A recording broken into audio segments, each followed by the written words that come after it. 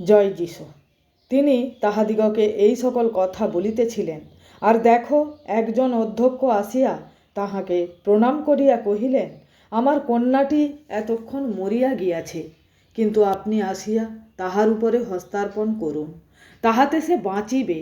তখন যীশু উঠিয়া তাহার পশ্চাৎ গমন করিলেন, তাহার শিষ্যগণও চলিলেন।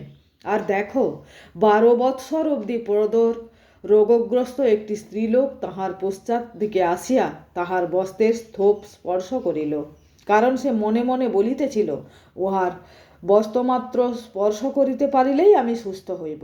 তখন যীশু মুখ ফিরাইয়া তাহাকে দেখিয়া কহিলেন, বৎসে, সাহস করো, তোমার বিশ্বাস তোমাকে সুস্থ করিল।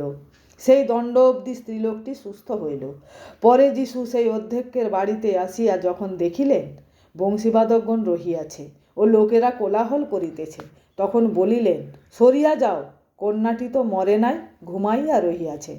তখন তাহারা তাহাকে উপহাস করিল, কিন্তু লোকদিগকে বাহির করিয়া দেয়া হইলে তিনি ভিতরে গিয়া কন্যাটির হাত ধরিলেন, তাহাতে সে উঠিল। আর এই জনরব সেই দেশময় ব্যাপিল। আমেন।